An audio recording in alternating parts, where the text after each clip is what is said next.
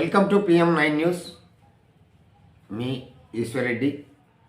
ప్రధానంగా ఈరోజు మనం మాట్లాడబోయేటువంటి అంశం రైతులకు సంబంధించినటువంటి అంశం.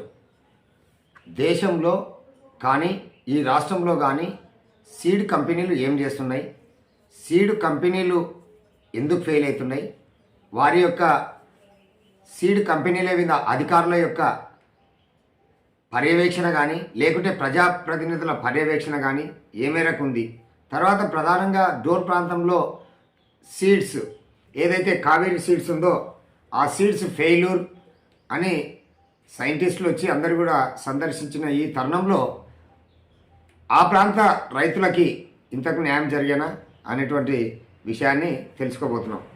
ప్రధానంగా మొక్కజొన్న సీడ్,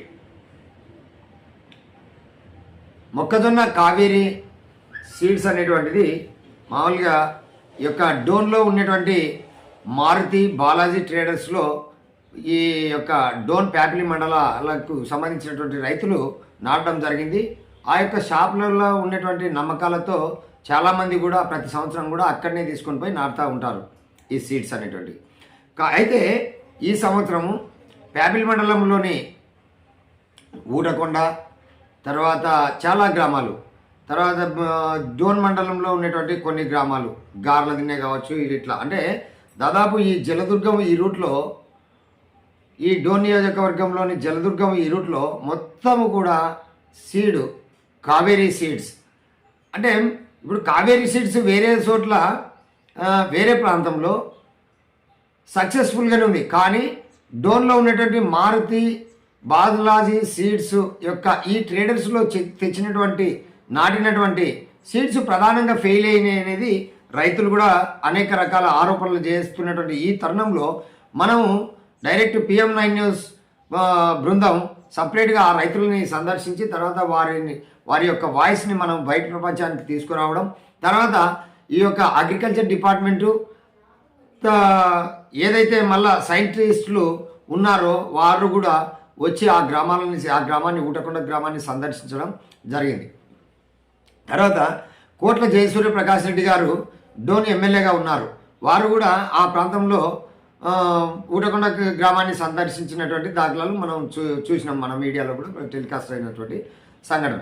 తర్వాత అయితే ఇక్కడ ప్రధానంగా ఒకటి గమనించవలసినటువంటిది, తర్వాత ఈ యొక్క సీడ్స్ చైర్మన్ ధర్మారం మన్నె సుబ్బారెడ్డి గారు ఎవరైతే ఉన్నారో ఇంతవరకు కూడా ఆ యొక్క పొలాలని కానీ ఆ రైతులని కానీ పలకరించి వారి అసలు ఏం జరిగిందనేటువంటి విషయాన్ని తెలుసుకోవడం అనేటువంటి ప్రయత్నం కూడా చేయలేదనేది ఇక్కడ ముఖ్యమైనటువంటి చెప్పుకోదగ్గ విషయం.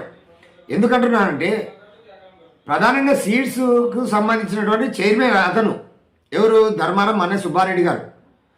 అలాంటిది రైతు మన ఒక ఎమ్మెల్యే గారు సందర్శించారు, కనీసము ఇద్దరు అంటే అధికార పార్టీకి చెందిన వారే కదా, ఇద్దరు కలిసి ఒక ప్రోగ్రాం వేసుకొని ఈరోజు మళ్ళీ మాది రైతు ప్రభుత్వం, మా చంద్రబాబు నాయుడు రైతులకు మేలు చేశాడు, లేదంటే జగన్మోహన్ రెడ్డి ఫెయిలూరు, లేదంటే రాజశేఖర రెడ్డి ఫెయిలూరు, ఎంతోమంది అంటే దయాలు వేదాలు వల్లించినట్టు ఈ విషయాలను చెప్తూనే ఉన్నారు కదా.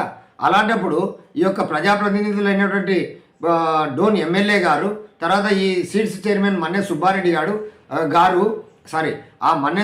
గారు ఆ గ్రామాలను పోయి సందర్శించి అసలు రైతులకు ఏం జరిగింది, ఎంత నష్టం వాటిల్లింది అని వాళ్ళు అసలు ఈ షాపుల మీద పర్యవేక్షణ ఉందా. డోన్లో గతంలో కూడా అనేక రకాలుగా కల్తీ సీడుని అమ్మినట్లు దాఖలాలు జగన్మోహన్ రెడ్డి ప్రభుత్వంలో కావచ్చు, అంతకంటే ముందు వైఎస్ రాజశేఖర రెడ్డి ప్రభుత్వంలో కావచ్చు, అన్ని రకాలుగా అంటే గతంలో జరిగినటువంటి ఆ ప్రభుత్వాలలో జరిగినటువంటి వాటిని అనేక రకాలుగా కేసులు అయినటువంటి దాఖలాలు ఉన్నాయి. అయినా ఇప్పటికీ అది పరంపర కొనసాగుతూనే ఉంది.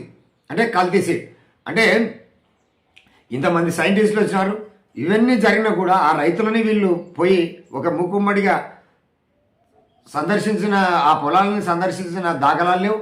తర్వాత అసలు ఈ సీడ్స్ ఈ మనం డైరెక్ట్గా ఈ యొక్క మారుతి సీడ్స్ బాలాజీ సీడ్స్లో కొన్నటువంటి ఆ సీడే ఫెయిల్ అయిందని రైతులు వాపోతుంటే కనీసం ఆ సీడ్స్ షాపులలో తనిఖీ చేశారా, అధికారులు తనిఖీ చేయడం లేదు, లేకుంటే ప్రజాప్రతినిధులు తనిఖీ చేయడం లేదు.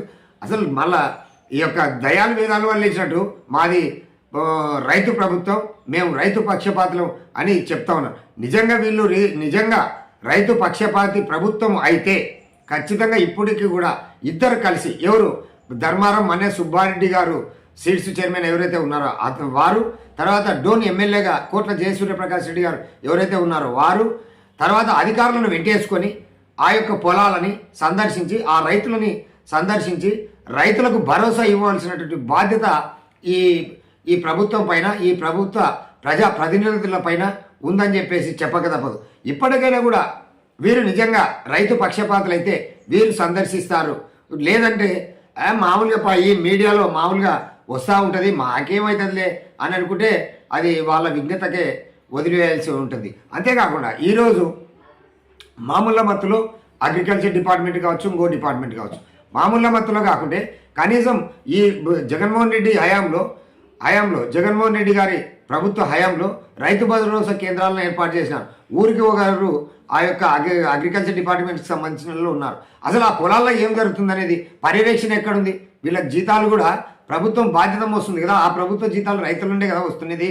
కాబట్టి ఇప్పటికైనా కూడా ప్రజాప్రతినిధులు అయినటువంటి వీరు సీడ్స్ చైర్మన్ గారు, తర్వాత డోన్ ఎమ్మెల్యే గారు ఖచ్చితంగా ఈ యొక్క అధికారులను వెంటేసుకొని ఈ యొక్క గార్లదిన్నె, జలదుర్గం, తర్వాత ఊటకొండ ఆ ప్రాంతాల్లో ఎక్కడైతే సీడ్స్ ఫెయిల్ అయినాయో ఆ ప్రాంతాన్ని